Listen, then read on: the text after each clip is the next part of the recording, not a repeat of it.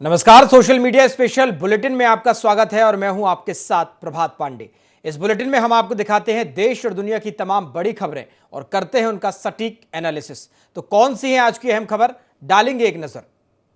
सबसे पहले बात करेंगे, सुप्रीम कोर्ट का फैसला आया है और वक्फ कानून अब लागू रहेगा।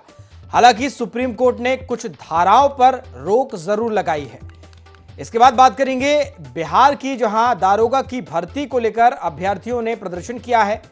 इसके बाद बात करेंगे न्यूड पार्टी के आयोजन पर एक्शन लिया गया है, 7 आरोपी गिरफ्तार किए गए हैं। पीएम मोदी का बिहार दौरा है, पूर्णिया में उन्होंने जनसभा की है। बिहार को 36,000 करोड़ की परियोजनाओं की सौगात भी प्रधानमंत्री नरेंद्र मोदी देंगे। इसके बाद बात करेंगे भारत पाकिस्तान के मैच की, जहां भारत की जीत पर देश भर में जश्न मनाया गया। हजारीबाग में 1 करोड़ का इनामी नक्सली ढेर किया गया है, इस पर भी बात करेंगे। इसके अलावा मणिपुर में भारी बारिश से कई जिलों में बाढ़ और लैंडस्लाइड हुई है। इसके बाद बात करेंगे मॉरिशस के पीएम से मिले हैं सीएम पुष्कर सिंह धामी। तो ये तमाम अहम और बड़ी खबरें हैं और अब बढ़ेंगे हमारी पहली खबर की ओर। तो देखिए, कुछ महीने पहले संसद के बजट सत्र में जब वक्फ बोर्ड संशोधन अधिनियम 2025 पेश हुआ तो देश के कई हिस्सों में इसका विरोध किया गया। दोनों सदनों में बहुमत से पास होने के बाद राष्ट्रपति ने भी इससे मंजूरी दे दी। वहीं अब वक्फ कानून के खिलाफ सुप्रीम कोर्ट का दरवाजा खटखटाया गया। याचिका पर सुनवाई करते हुए सुप्रीम कोर्ट ने कुछ प्रावधानों पर रोक लगा दी। सीजीआई बीआर गवई की अगुवाई वाली 2 जजों की बेंच ने वक्फ कानून के खिलाफ दायर 5 याचिकाओं पर सुनवाई की। इस दौरान एडवोकेट कपिल सिब्बल, अभिषेक मनु सिंघवी और धवन पैरवी उन्होंने की और याचिकाकर्ताओं का उन्होंने पक्ष रखा। वहीं जब सरकार की तरफ से solicitor general Tushar Mehta court room में मौजूद थे। कोर्ट ने वक्फ बाय यूजर को लेकर कोई फैसला नहीं दिया। गौरतलब है कि पहले के कानून में वक्फ बाय यूजर का प्रावधान तो था, यानी किसी संपत्ति पर यदि वक्फ का कब्जा लंबे समय से है तो वह वक्फ का माना जाएगा, चाहे बोर्ड के पास उस संपत्ति के कागजात हो या ना हो।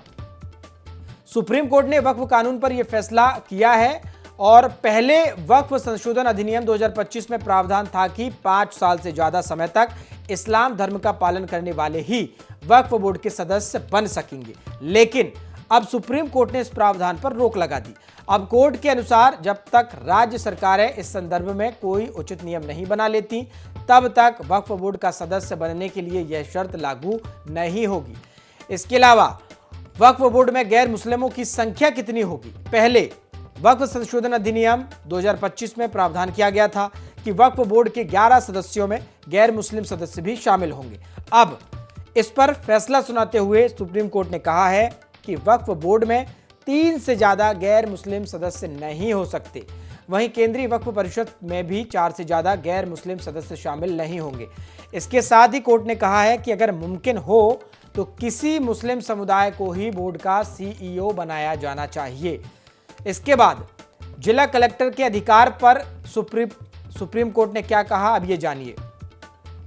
वक्फ संशोधन अधिनियम 2025 के अनुसार वक्फ बोर्ड जिस भी संपत्ति पर अतिक्रमण करेगा उस संपत्ति सरकारी है या नहीं, यह तय करने का अधिकार जिला कलेक्टर के पास था। अब इस पर रोक लगाते हुए सुप्रीम कोर्ट ने कहा कि जिला कलेक्टर को नागरिकों के व्यक्तिगत अधिकारों पर फैसला लेने की अनुमति नहीं दी जा सकती। यह शक्तियों के पृथक्करण यानी कि सेपरेशन ऑफ पावर का उल्लंघन होगा।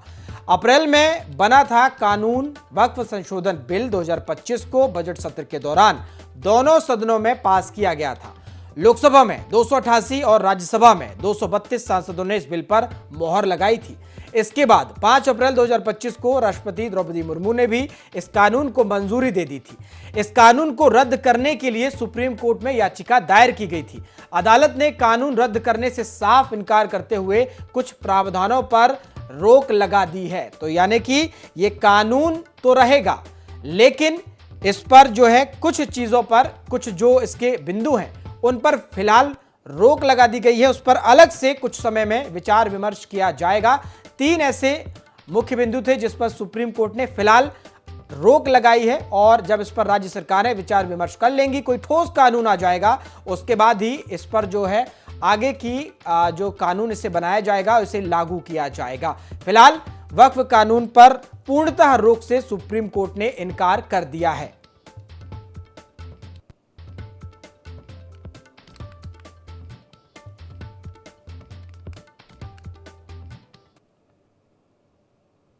चलिए आगे बढ़ते हैं। दारोगा अभ्यर्थियों ने आज पटना में प्रदर्शन किया। पटना कॉलेज से मुख्यमंत्री आवास का घेराव करने के लिए दारोगा अभ्यर्थी निकले थे, लेकिन जेपी गोलंबर के पास इन्हें रोक दिया गया। हालांकि यहां से बैरिकेडिंग को तोड़कर ये लोग आगे बढ़कर डाक बंगला तक पहुंच गए। यहां भी बैरिकेडिंग को तोड़कर कुछ अभ्यर्थी कोतवाली थाने की ओर बढ़ने लगे। प्रदर्शनकारियों की प्रमुख मांगे हैं और दारोगा भर्ती की जल्द वैकेंसी जो है निकाली जाए। लगातार ये मांग काफी समय से जो अभ्यर्थी हैं वो करते आ रहे हैं। अभ्यर्थियों की प्रमुख मांग है कि बिहार पुलिस में दारोगा के पदों पर जल्द से जल्द भर्ती प्रक्रिया शुरू की जाए। उनका कहना है कि इस संबंध में लंबे समय से मांग की जा रही है, लेकिन अब तक कोई ठोस कदम नहीं उठाया गया। इसके अलावा एक और मांग है कि आचार संहिता की उन्हें चिंता है। प्रदर्शनकारियों का कहना है कि आने वाले 10 दिनों में आचार संहिता लागू हो सकती है, यानी कि बिहार चुनाव भी करीब है और जिसके बाद नई भर्ती की संभावना लगभग खत्म हो जाएगी। इसलिए वे जल्द कार्रवाई की मांग भी कर रहे हैं। इसके अलावा पारदर्शिता की बात भी सिपाही भर्ती में की जा रही है। उनकी मांग है कि सिपाही भर्ती परीक्षा में पारदर्शिता सुनिश्चित की जाए। उनका आरोप है कि परीक्षा के बाद क्वेश्चन पेपर, ओएमआर शीट की कार्बन कॉपी और आंसर शीट की उपलब्ध जो है कॉपी नहीं कराई जाती, जो बेरोजगार युवाओं के साथ अन्याय है।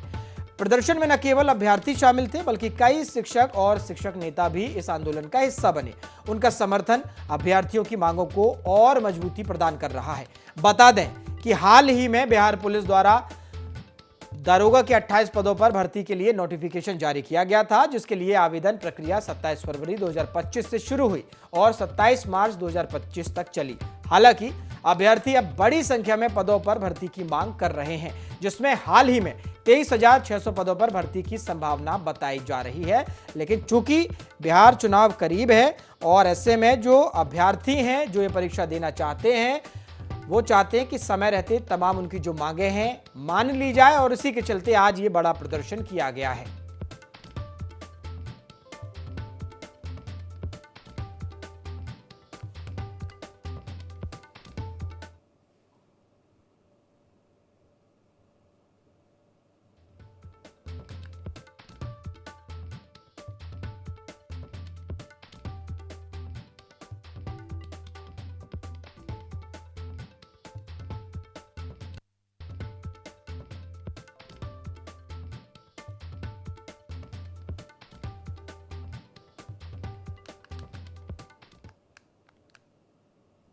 चलिए आगे बढ़ेंगे और अब बात करेंगे टेलीविजन के popular reality show big boss की।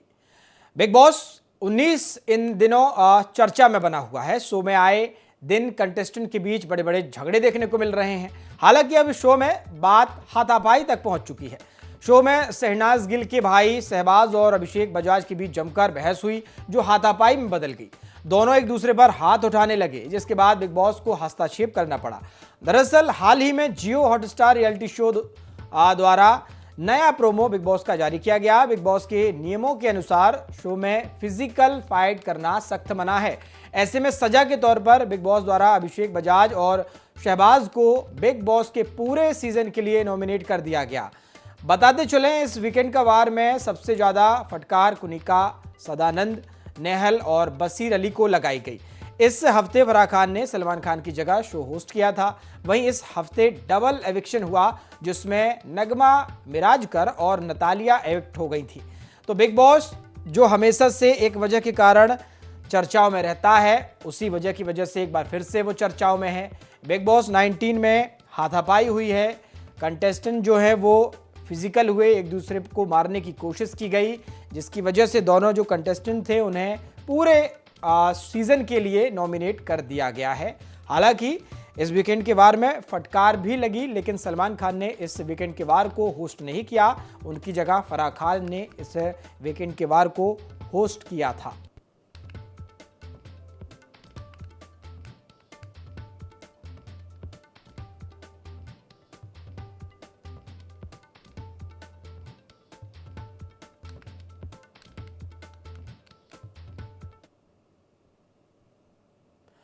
चलिए बात करेंगे अब देश भर में बदलते मौसम की। मौसम विभाग ने अगले 3 घंटों के लिए मुंबई में बारिश का रेड अलर्ट जारी किया। विभाग ने अगले 3 दिनों तक पूर्वोत्तर राज्यों और महाराष्ट्र में भारी बारिश की संभावना जताई। उन्नाव में गंगा किनारे 80 गांव बाढ़ की चपेट में हैं। सड़कों पर नाव चल रही है। मणिपुर में भारी बारिश से रविवार को कई जिलों में बाढ़ और लैंडस्लाइड की घटनाएं हुई। तेलंगाना, उत्तराखंड में तेज बारिश हुई। वहीं हिमाचल प्रदेश में भारी बारिश और लैंडस्लाइड के चलते जून से अब तक 404 लोगों की मौत हो चुकी है। पंजाब में बारिश और बाढ़ से अब तक 14,000 करोड़ रुपए का नुकसान हो चुका। मौसम विभाग के मुताबिक रविवार को तय समय से 3 दिन पहले पश्चिमी राजस्थान से मानसून की विदाई शुरू हो गई। राजस्थान के श्रीगंगानगर, नागौर, जोधपुर और बीकानेर से मानसून विदा ले चुका है। अगले 2-3 दिन में पंजाब और गुजरात के कुछ हिस्सों से भी मानसून लौटना शुरू हो जाएगा, जबकि मध्य प्रदेश में मानसून 2 हफ्ते और रहेगा। मौसम विभाग ने मध्य प्रदेश के भी कई जिलों में भारी बारिश की चेतावनी दी है।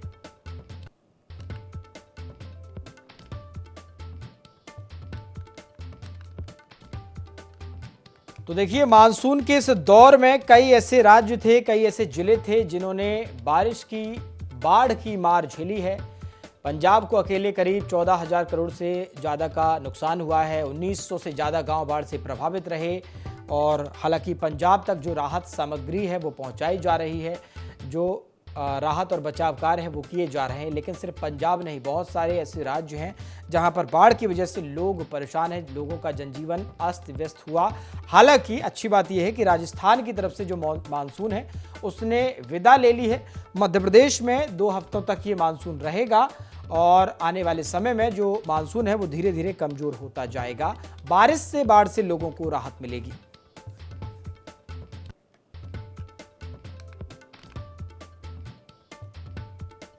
वरुण धवन और जाह्नवी कपूर की फिल्म सनी संस्कारी की तुलसी कुमारी लंबे समय से चर्चा में बनी हुई है। फिल्म के गाने बिजुरिया और पनवाड़ी चार्टबीट पर लगातार ये जो गाने हैं टॉप पर बने हुए हैं। अब फिल्म का ऑफिशियल ट्रेलर रिलीज हो गया। फिल्म में वरुण धवन और रोहित श्रॉफ मेल लीड में हैं, वहीं जाह्नवी कपूर और सान्या मल्होत्रा फीमेल लीड में हैं। ट्रेलर को पसंद किया जा रहा है। ट्रेलर में दिखाया गया कि वरुण धवन बाहुबली स्टाइल में सान्या को प्रपोज करते हैं, लेकिन सान्या उनका प्रपोजल ठुकरा देती हैं। सान्या रोहित श्रॉफ से शादी करने जा रही हैं। इसके बाद वरुण जाह्नवी से मिलते हैं। वरुण और जाह्नवी सान्या को वरुण के प्यार का एहसास दिलाने के लिए प्यार और जो करीब आने की बात है, इसकी जो पूरी एक फिल्मिंग है वो शुरू हो जाती है। फिल्म में आपको जो है ड्रामा मिलेगा, कॉमेडी मिलेगी और तमाम जो चीज़ें हैं भर भर के इसमें परोसी गई हैं। वरुण की कॉमिक टाइमिंग परफेक्ट है। जाह्नवी संग उनकी जोड़ी भी जच रही है। वरुण के डायलॉग की भी जो है पंच है, उनमें बेहतरीन डायलॉग हैं। वहीं रोहित और सान्या थोड़े से फीके इस ट्रेलर में नजर आए। फिल्म के 2 गाने रिलीज हुए और दोनों को काफ़ी पसंद किया गया। तो सनी संस्कारी की तुलसी कुमारी फिल्म की ये पहली झलक लोगों के सामने है। ट्रेलर इसका रिलीज कर दिया गया है और लोगों को भरपूर इसका प्यार भी मिल रहा है। सान्या मल्होत्रा हो, जाह्नवी कपूर हो, वरुण धवन हो, इसके अलावा तमाम जो को एक्टर हैं उनकी शानदार परफॉर्मेंस देखने को मिल रही है। इस फिल्म से लोगों को काफ़ी उम्मीदें हैं। देखना होगा कि जब ये सिनेमा घरों में दस्तक देगी तो लोग कितना इस फिल्म को पसंद करते हैं और प्यार देते हैं।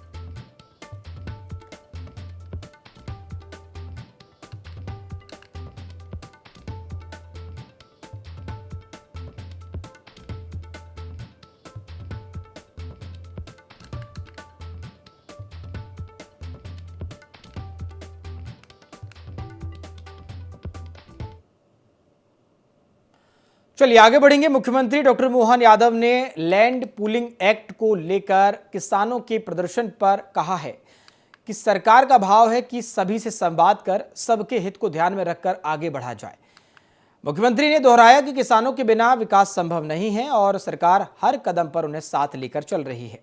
महाकुंभ की तैयारियों पर बोलते हुए मुख्यमंत्री ने कहा कि सुरक्षा व्यवस्था और बेहतर प्रबंधन के साथ साथ स्थायी संरचना के कार्य किए जा रहे हैं ताकि धार्मिक पर्यटन को और अधिक बढ़ावा मिल सके। डॉक्टर मोहन यादव ने कहा कि विकास का क्रम लगातार आगे बढ़ रहा है। उन्होंने संतोष जताया कि विकास कार्यों को जनता का पूरा समर्थन मिल रहा है और उसी भावना से सरकार आगे भी बढ़ रही है।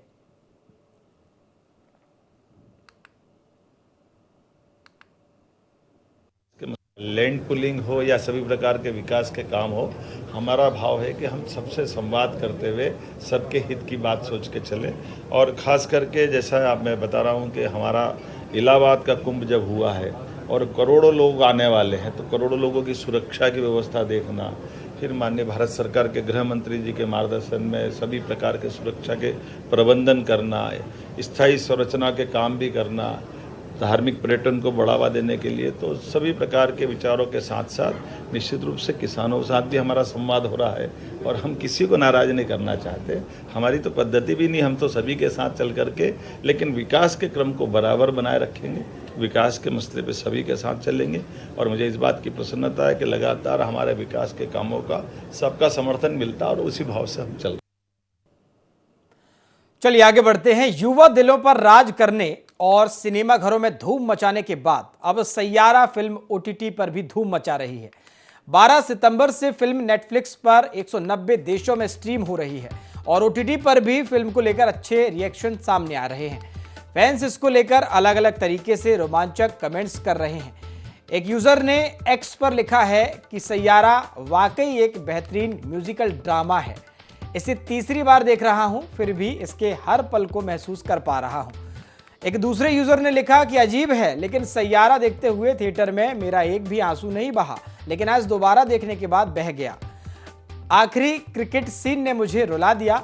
सैयारा अभी देखकर खत्म किया यार, कैमरा वर्क कमाल था और सिनेमेटोग्राफी भी कमाल थी।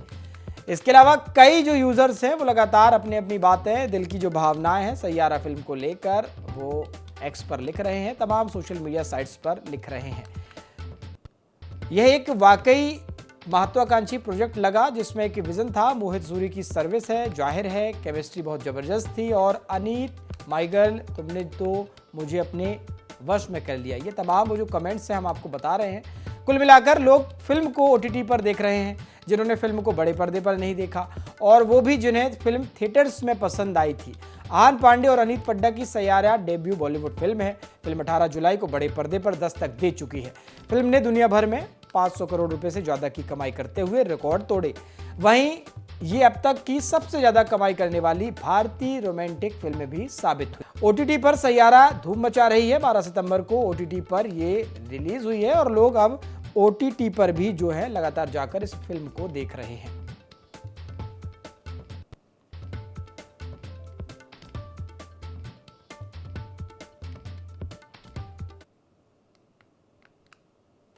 चलिए आगे बढ़ेंगे। हजीरा बाग में पुलिस और कोबरा बटालियन के बीच हुई मुठभेड़ में 3 माओवादी मारे गए। इनमें कुख्यात भाकपा माओवादी नेता रघुनाथ भी शामिल था। भाकपा माओवादी संगठन का स्पेशल एरिया कमेटी सदस्य काना उर्फ शिबू मांझी उर्फ रघुनाथ हेम्ब्रम झारखंड के उन कुख्यात नक्सलियों में से एक है जिसने सूबे के एक छोर से दूसरे छोर तक दहशत फैला रखी थी। काना शिबू रघुनाथ के अलावा निर्मल वीरसेन और चंचल नाम से चर्चित इससे 25 लाख रुपए के इनामी नक्सली पर राज्य के कई थाना क्षेत्रों में 3 दर्जन से ज्यादा मामले दर्ज हैं। मूल रूप से गिरिडीह के डुमरी थाना क्षेत्र के जोरीडीह गांव का रहने वाला शिबू पिछले कई वर्षों से बोकारो जिले के पेक नारायण थाना के टोला तिताही यानी कि डेगागढ़ा में रह रहा था। वर्तमान में उसका कार्यक्षेत्र गिरिडीह के साथ साथ बोकारो, हजारीबाग और चाईबासा, सारंडा, दक्षिणी छोटा नागपुर भी था। उसकी गतिविधियां झुमरा पहाड़ और पारसनाथ की तराई में देखने की बात कही जा रही थी। पुलिस के साथ सीआरपीएफ भी इस कुख्यात अपराधी की तलाश में थी। लगभग अधेड़ अवस्था में पहुंच चुके रघुनाथ का लंबा आपराधिक इतिहास रहा है। पुलिस के आंकड़ों के अनुसार रघुनाथ को पुलिस ने पहली बार वर्ष 2000 में उस समय पकड़ा था जब वह इलाज के लिए हजारीबाग पहुंचा था। कुछ महीनों बाद रघुनाथ जमानत पर जेल से बाहर आया और लगातार नक्सली घटनाओं में शामिल होता रहा। फिर रघुनाथ को चाईबासा में गिरफ्तार किया गया, लेकिन वह वर्ष 2007 में कुख्यात नक्सली धीरेन और संदीप के साथ फरार हो गया, जिसके बाद से पुलिस लगातार उसकी तलाश कर रही थी और अब सूचना है कि उसे मार दिया गया है।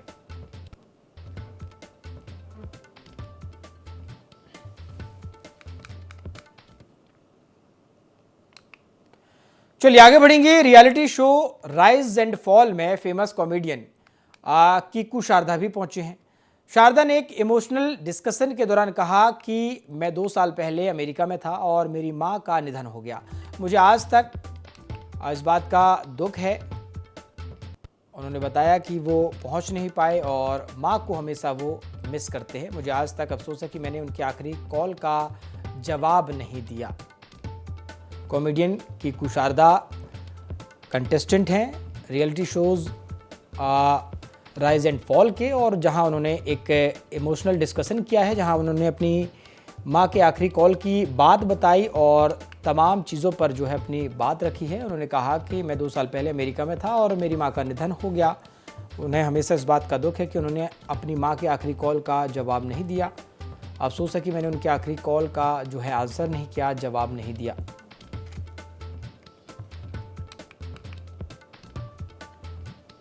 तो देखिए, कॉमेडियन कीकू शारदा वैसे तो कॉमेडी से लोगों को हंसाते हैं और लोग जमकर जो है ठहाके भी लगाते हैं जब वो स्क्रीन पर होते हैं, लेकिन एक रियलिटी शो में उन्होंने एक इमोशनल बात की है। उनकी बात सुनकर लोग भी जो है भावुक हुए हैं। उन्होंने अपनी माँ के बारे में बातें कहीं, आखिरी कॉल का जो है जिक्र किया। उन्होंने कहा कि जब वो अमेरिका में थे तो उनकी माँ का निधन हो गया और हमेशा इस बात का उन्हें अफसोस रहा कि उन्होंने अपनी माँ के आखिरी कॉल का जवाब नहीं दिया।